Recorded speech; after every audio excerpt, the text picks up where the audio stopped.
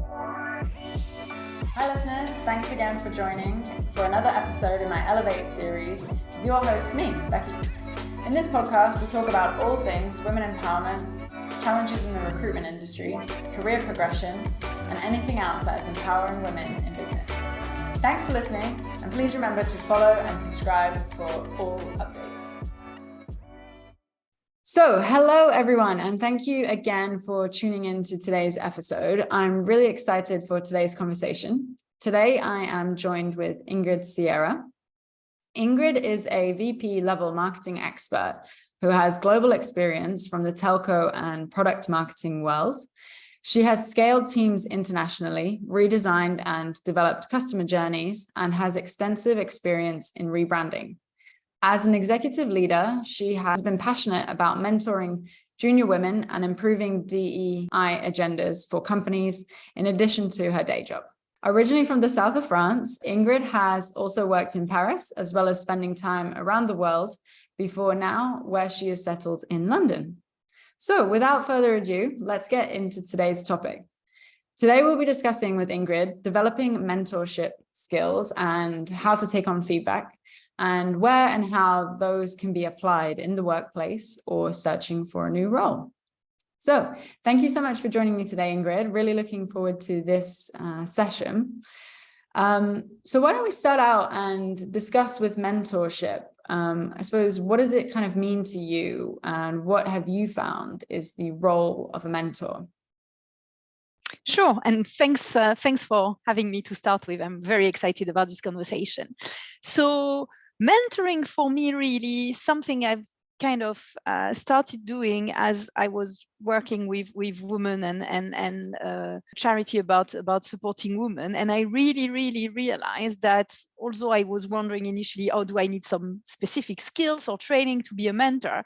Actually, all I really needed to do is to carefully listen to my mentee and really start digging into what happened to me before and my experience to really find situations that were relevant to what my mentee was going through. So at the end of the day, as long, and I have like over 20 years career behind me, very rare that when a mentee has a challenge, whatever it is, that I haven't in any shape or form came across that before. So I can really bring that experience, if I carefully listen to what they need, to kind of help them see more clearly about a situation. Perfect. And why is it important? So I guess it's very important because, well, first of all, it's a great tool to kind of support someone's growth in their career or in their role, or even navigate their kind of team or corporate environment.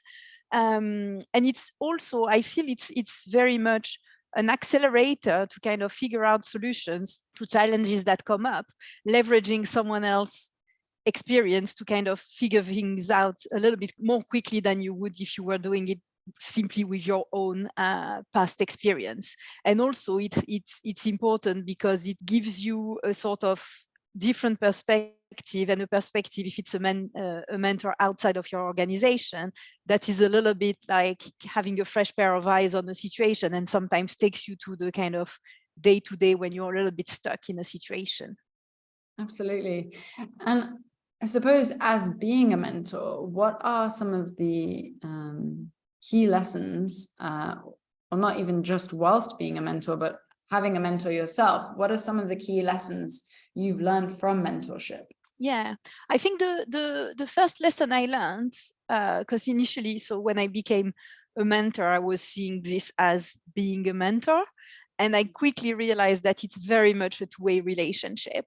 And there's probably as much in there for the mentor as there is for the mentee. And that's also what, as a mentor, I got really passionate about it, and have been willing to do it more and more with different people from different backgrounds and type of experience. Because obviously, I mentioned what it brings to the mentee in terms of getting clarity and perspective. But as a mentor, really, first of all, it helps you realize that you have quite a lot of experience, and that is somehow valuable, which you don't necessarily, as it happens organically as you evolve and grow in your career, you don't necessarily realize that. And when suddenly you find out that you have like all those things that happen to you that can help someone else, it's really, yeah, it's making you realize your value and the value of your experience. And it's also, obviously, it's very rewarding to kind of really feel you have an impact and you help someone getting better or growing their business. So an example I have is a lady I was mentoring who had her own school in Kenya, and she was feeling extremely ashamed of the size of her school compared to like the big school next door, and couldn't see a way she could attract more kids because she didn't feel her school had any value compared to the other. And actually, when we started digging into that, she very quickly highlighted some of the kind of key benefits of her school versus the other one. And suddenly she had a good proposition to go out and actually attract people. But in her current framework, she just couldn't see that. And when you have those kind of golden nuggets of things that come out, it's extremely rewarding. And finally, a little bit more selfishly, as someone older, as a mentor, I also love working with mentees who are on top of the kind of latest trends. I try to stay up to speed myself, but it's very nice to see how younger generations interact with technology, Web3, the metaverse, all the kind of new channels like social selling and all of that, and having someone in there doing the work as a marketer and a customer telling you about their experience is extremely valuable for me as a senior marketer. So it's really a two-way stream. Absolutely. I love that. The way that you describe it as a two-way relationship. I think that's absolutely true. I suppose it perhaps might be quite a daunting task, both for someone who's seeking a mentor, but also who's maybe being a mentor for the first time. Do you have any tips around, I feel like you might have a little bit of valuable skills to give back? How could you go about becoming a mentor? I presume there's different avenues or maybe programs where people can get involved. Yeah. So there are a lot of ways to become a mentor, and a lot of different organizations that do that. So funny enough, a lot of mentoring is actually a lot from women for women in a lot of cases, I find out. And that's really a question I ask myself, as like, do men now feeling confident enough that they don't feel they need a mentor, or the world has kind of created that kind of circle of support for women? But so I'd say every kind of network, whether it's a personal network or a female network or a kind of functional network in like marketing or whatever, would usually have a kind of mentoring element to it. So there are lots of things this way. If you want to mentor in a kind of a little bit like bigger and international organization, I started with the Cherry Blair Foundation that does a lot of work for women across the globe. So that's a very good one. So it's with a little bit of research, whether it's desk research or on LinkedIn, there are a lot of ways to find that. And I'd say, take the pressure off. If you want to become a mentor, just trust your experience. Make sure you really listen carefully, and ask questions if you're not clear on what the mentee needs, and things would flow. I think another important thing is structure, to make sure that first boundaries are respected. So clarifying all of that in like the first interaction you have with a potential mentee before you even commit, because sometimes you might just have a chat and not click, so then you can just look for someone else. And in that conversation, I think it's very important to agree on the time you would both allocate to the relationship, the frequency, agree on how this is going to be structured. So the mentee should send an invite to the mentor ahead of the call or the meeting, and have very clear, it has to be a fluid process, but if there are like 2-3 goals that the mentee would like to achieve for the duration of the relationship, again, that should be defined. Sometimes it's 3 months, sometimes it's a year, and sometimes it carries on after that. But having clear kind of buckets of topics or goals to address, and then try to kind of have a little bit of an agenda or a list of what the mentee wants to cover in that specific meeting, whether it's done upfront in an email, or if you have a kind of more established relationship, the first 5 minutes are about how you are and what you would like to cover. And also boundaries to make sure that no one is overstepping in kind of ways of talking or topics that the other one is uncomfortable about. And I think once this is set, you can really believe you have a trusted relationship. Obviously, reinforce that it is fully confidential. It goes without saying, but I think it's important when people are new in that type of work to acknowledge that. And then I think it's a good way to kind of set up things for a very positive relationship. Amazing. Yeah. And I suppose that you could have different mentors for different stages of your career, right?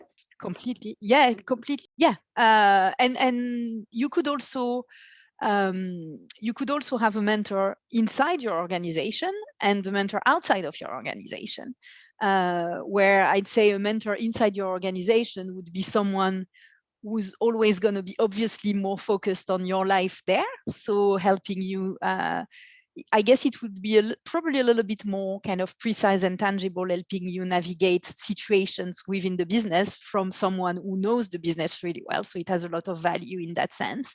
And then you could have a mentor outside of the business that would help you with a much broader perspective on your entire career, for example.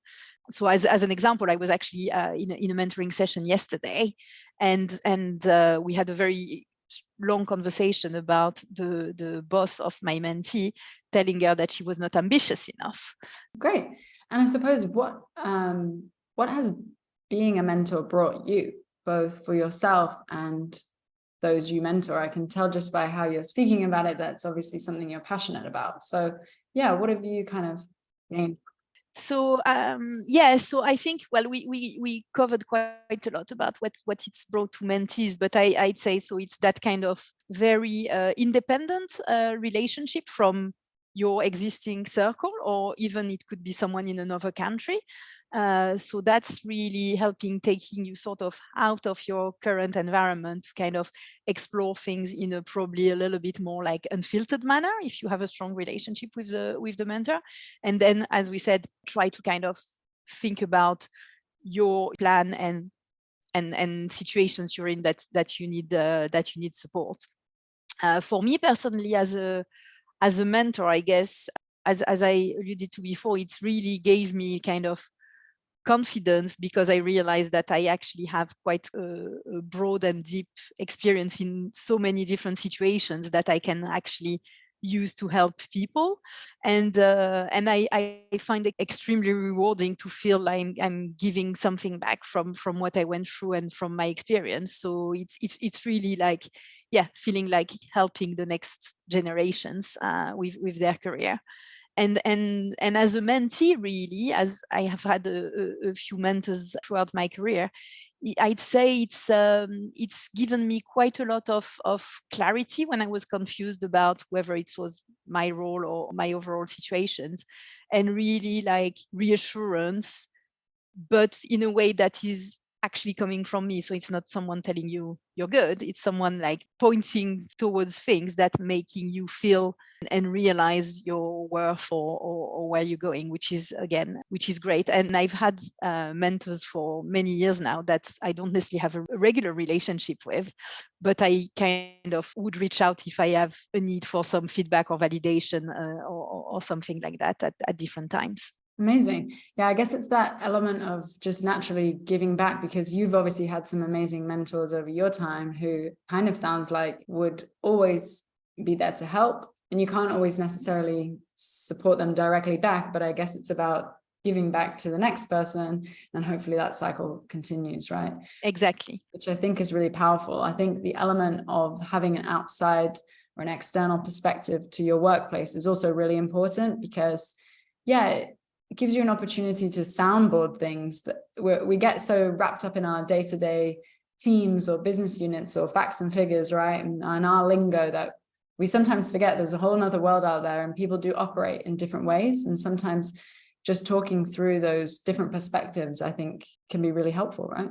I think so. And also because even if they have the best intentions, people in the business would always see you and your life as within the business. Yeah. So it might be the best for the business, for them as someone in the organization, but they can't necessarily assess the full picture of you in your own life because they don't have all those elements. So I think it's important to also like take that outside perspective, so you don't, because there's always going to be something else than the business you work in at a certain point in time. Right? Yeah, absolutely. Okay. And you mentioned that you can sometimes, reach out to them for feedback or validation here and there. Mm-hmm. So just on that topic of feedback, so how can we best take on feedback? Oftentimes, I think feedback can be given in negative light, and it can be seen as, basically, this is how you should improve. But how can we spin it into also maybe a positive? Yeah, sure. Yeah, I think we need to stop seeing feedback as like a bad word. And I think it's really a matter of mindset, where from the person providing feedback and the person receiving feedback. And the minute you stop seeing feedback as something that is judgmental and negative towards you, but as a gift that is given to you that will help you grow, then I think the shift is instant, right? And think about this way.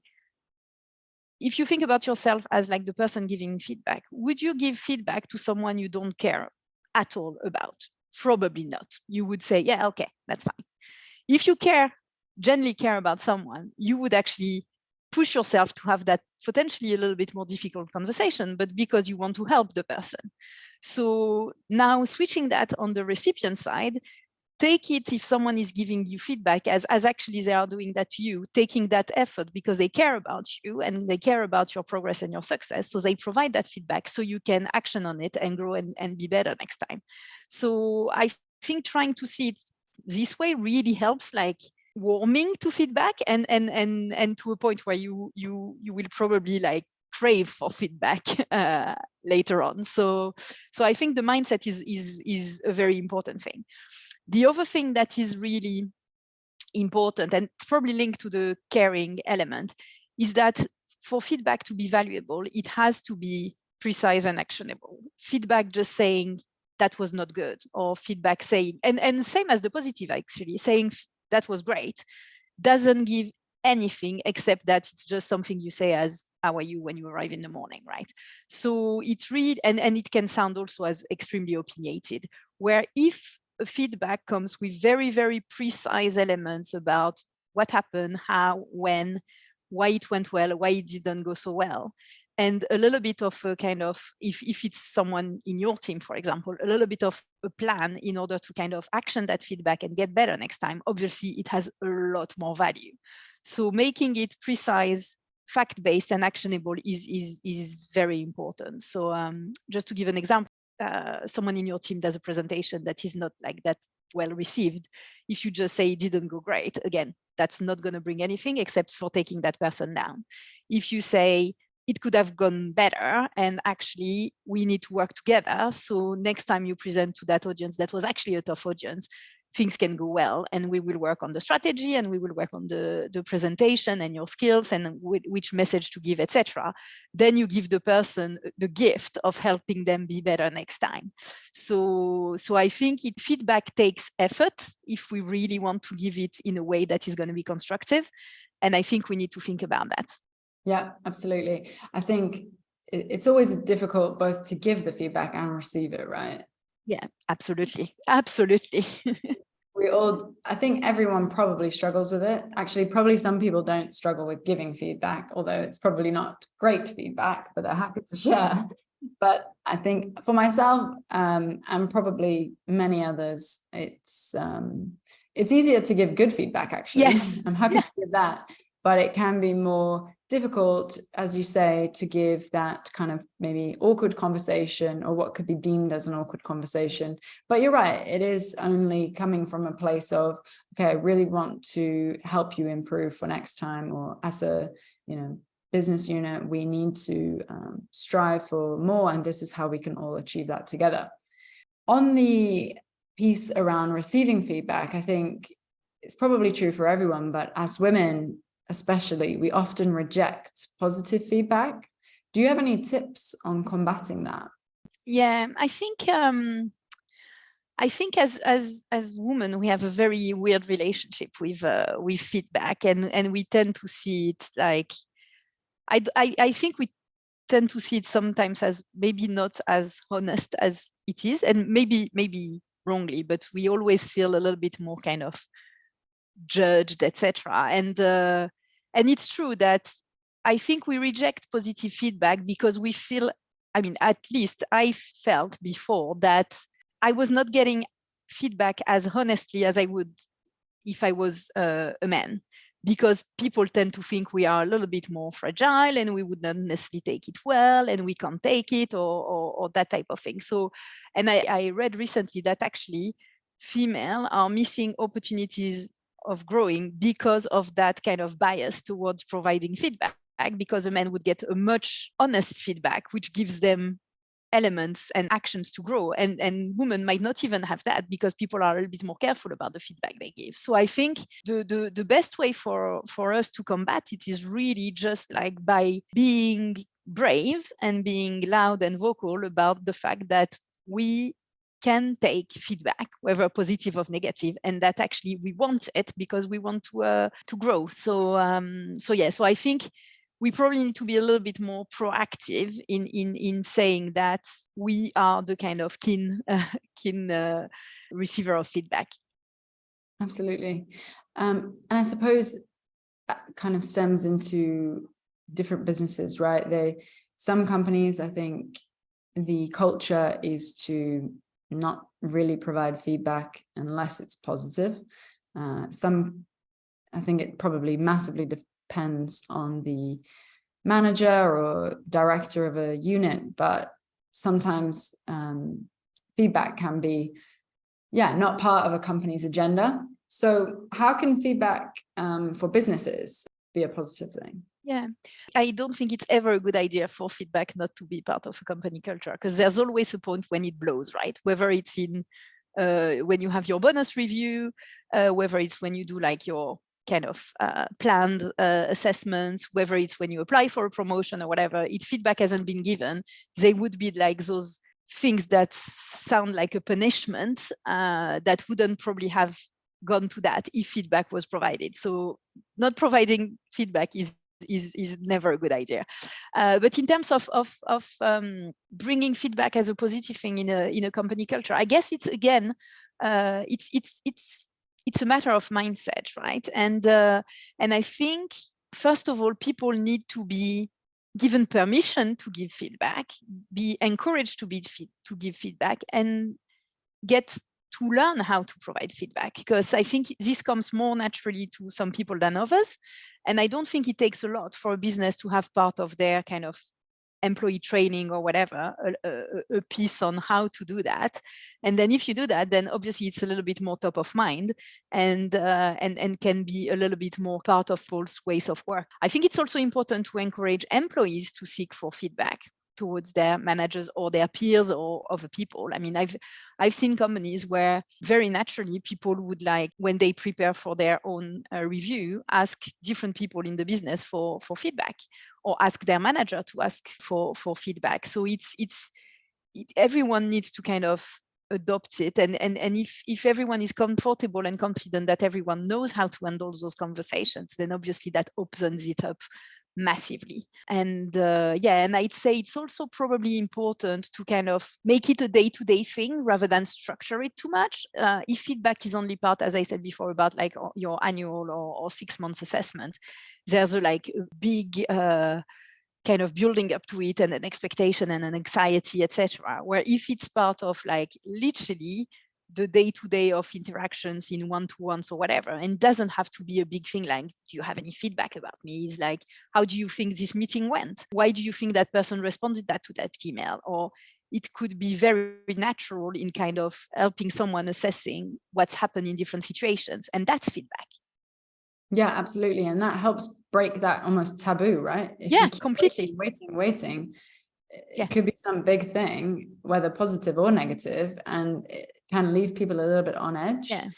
I think I think an important thing you mentioned is also ensuring that it's honest feedback, because, you know, we all have to be comfortable accepting that could be good or bad feedback, and, you know, take it as it is and implement hopefully the action plan that someone has also included in that feedback session, and yeah, hopefully make some strides on that.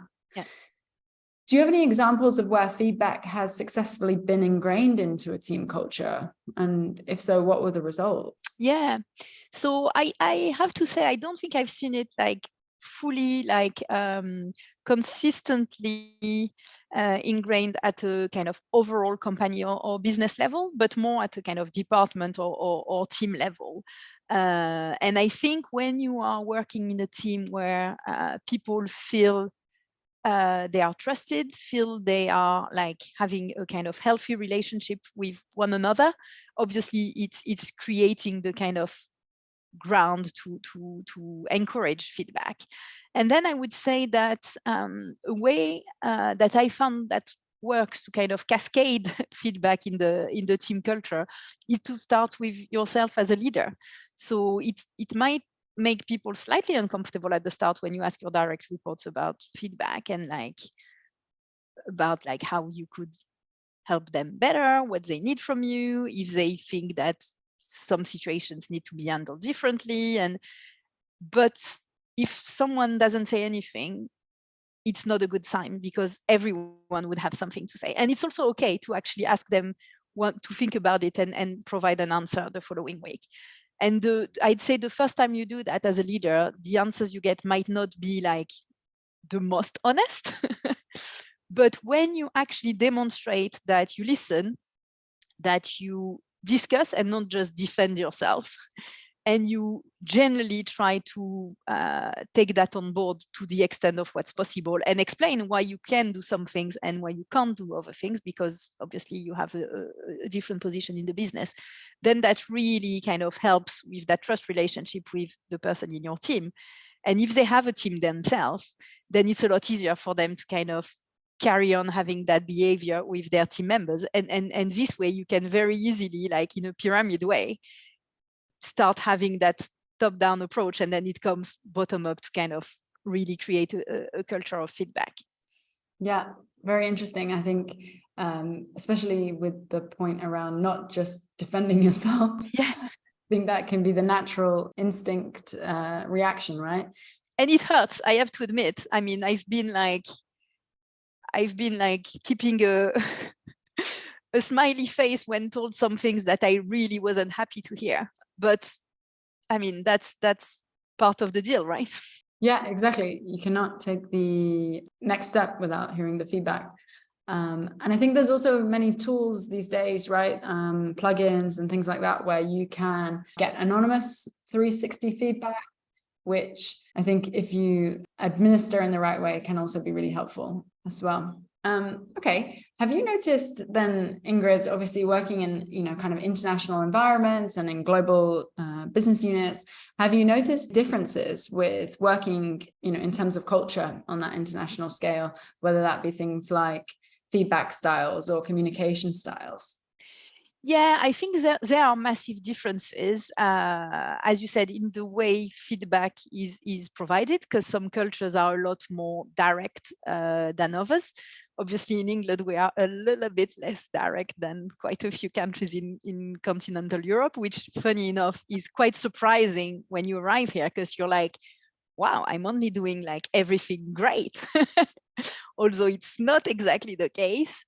And on the other hand, people are a little bit like unsettled by when they are in continental Europe. I put it as a big bucket here, but when they have that with Brits, and they are not entirely sure what that means, because it feels like it's not clear or direct enough.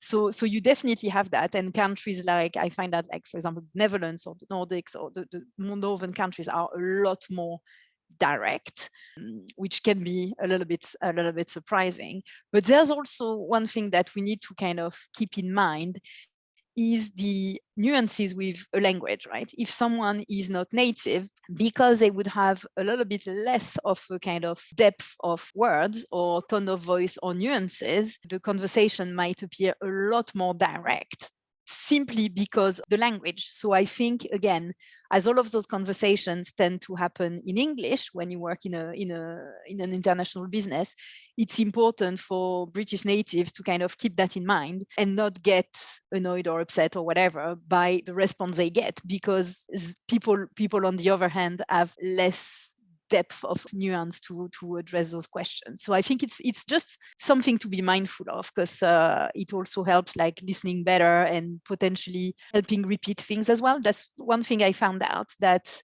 when dealing with different cultures, making sure that, not for the sake of repeating, but like rephrasing things and making sure they are said in different ways really helps landing the point.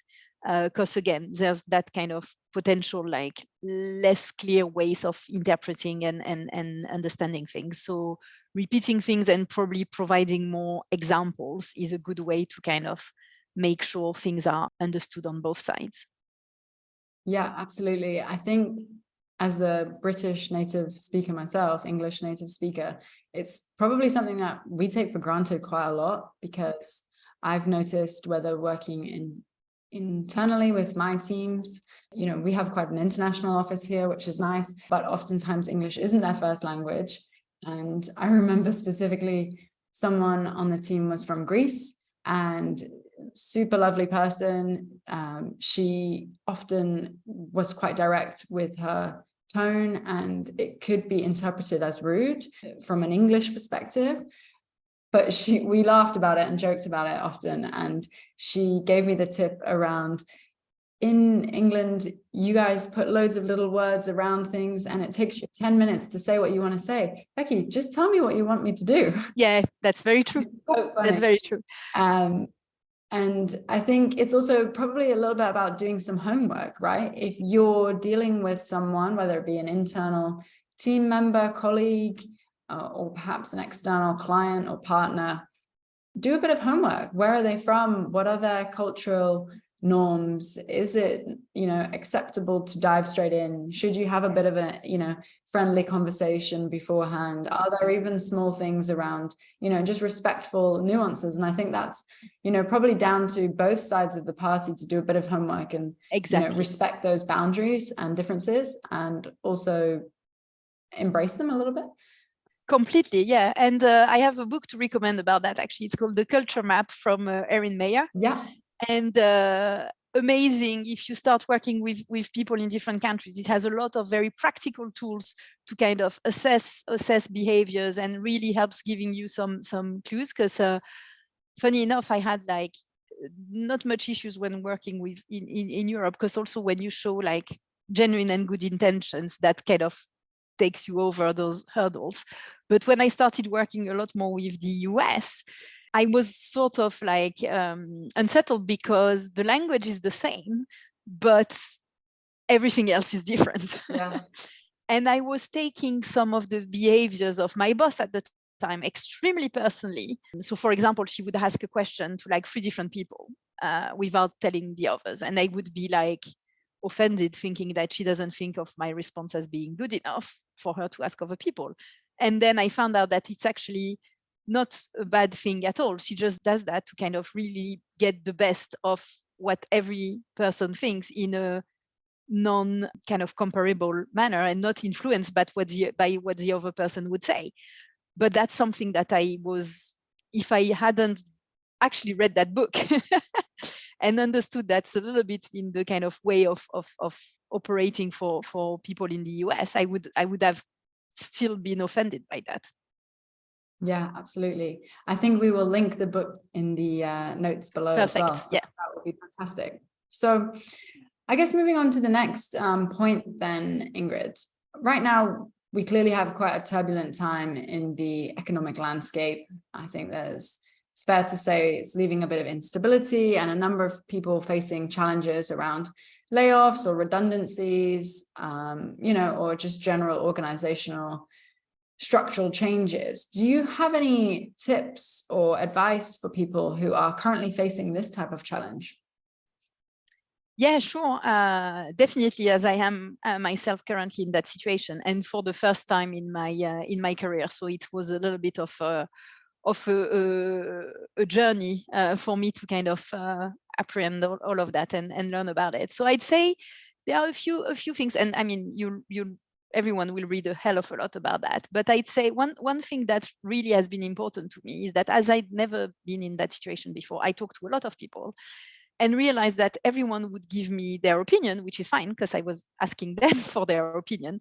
But then I realized that I really needed to kind of filter those, because people tend to reflect their own insecurities on you. So I know some friends who literally would freak out if they were out of a job for many reasons, would almost push me to kind of literally jump onto the first thing that would come up, although I know that it's not what I should do because of my circumstances. So I think it's important to kind of really put whatever anyone tells you into your own context, and then take what you have to take about it, but don't just try to kind of listen to what everyone says, because otherwise you would just lose yourself. The other one I would say is that looking for a job is actually even more than a full-time job, I would say, because most of the time a full-time job, you finish your day. With looking for a job, you could literally never finish your day, never finish your week. And burnout is actually a thing. And funny enough, I keep saying that the day I find a job, I will need a holiday before I start, because I generally haven't switched off enough. Hence why I can talk about job search burnout. And I think it's really important to keep that in mind. And also, there are a lot of different things you can do when you look for work, whether it's like working on your own personal brand, whether it's reaching out to people for networking, going out and meet people, doing some desk research.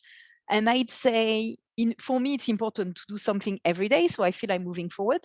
But I also don't necessarily force doing something certain days if I don't want to. If one day I wake up and I don't feel like talking to anyone, then I would use that day to do some desk research. And the day I feel like extremely like, I don't know.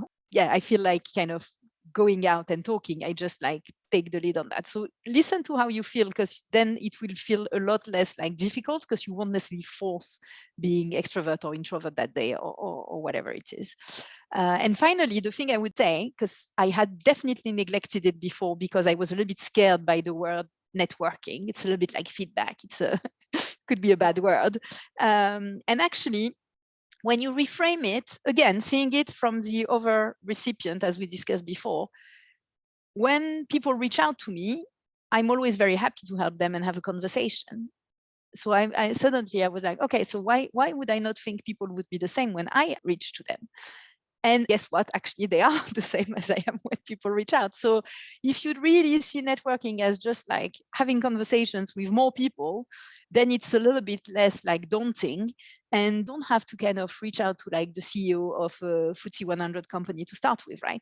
Talk to people around you. It could be people like, I don't know, for people who pick up their kids outside of the school. It could be ex-colleagues that were at your level, ex-people in your own team that have gone on a different path. It doesn't have to be like the big bosses that would like find a job directly for you. Those paths are not straight, and one thing leads to another, whoever you talk to. So I would just say, like, map this out, list the people you think are worth having a conversation with, and just do it, and you'll see it's a lot easier. Same as going to events. I was always freaking out about like being on my own, and then I realized there's always someone else on their own. And if you arrive there and like you make an introduction and you decide to team up for the day, it's a very much win-win conversation, and then you make a friend, and it's a lot easier to talk to more people when it's two of us entering a conversation. So yeah, absolutely, there's always someone in a similar boat, right? Exactly. Yeah.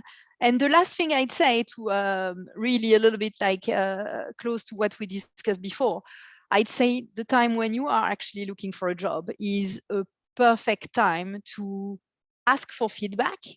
So the first thing I did when I left my job is going back to my peers and people in my team to ask them basically what they would say about me, and my strengths. Obviously, at that time, I was more looking at the positives I could use. But it was really interesting to see what people would say about me that I wouldn't necessarily have thought about before. And it's also helped, as women, I guess we feel like talking about like positive things about us is a little bit like bragging, right? And it's a lot easier when in a conversation, let's say with a recruiter, instead of saying I am XYZ, you say, well, people in my team would talk about me as a good communicator, as a good strategic person, etc. So capturing that feedback soon after you left, because people forget very quickly, I believe, and documenting it will help you work on like some of your USPs and frame your story. So that's on feedback. And obviously it's also a great time to look for a mentor that can really help you navigate that difficult time. And if you have more time on your hand, giving back by finding a mentee. So yeah. Fantastic. Those are amazing tips, Ingrid. Thank you so much. I think that will be pretty powerful for anyone in a similar boat at the moment. Sounds like, to kind of summarize, it's about sort of being active. It doesn't necessarily mean you need to speak to, 10, 15 people a day and interview every single day, but doing something, right, to be active, whether that be reaching out, researching, or putting together something for your personal brand. Which again, those things all kind of pay off later down the road, even not part of your search, right? So speaking of holidays, for when you get your holiday before your next role, where's next on your bucket list? So what's next on my bucket list is Bhutan. So I was supposed to go there in 2020. Obviously, it didn't happen. So I'm really hoping that if not this year, I will manage to go next year, because I'm a keen hiker. It's a great country to have some kind of very cultural discoveries, because it's a very, very unique country on the kind of tradition and culture point of view, as well as amazing hiking in the Himalayas. So that's my next trip. Fantastic. Yeah, it looks amazing from what I've seen in the pictures, and I think it will be added to my list as well. So thank you so much for today, Ingrid. I've really enjoyed the conversation. I think it's given me some tips as well. I've been listening in. So very excited to share this today. We will speak together soon. And thank you again so much. Thank you so much. Have a good day. Cheers.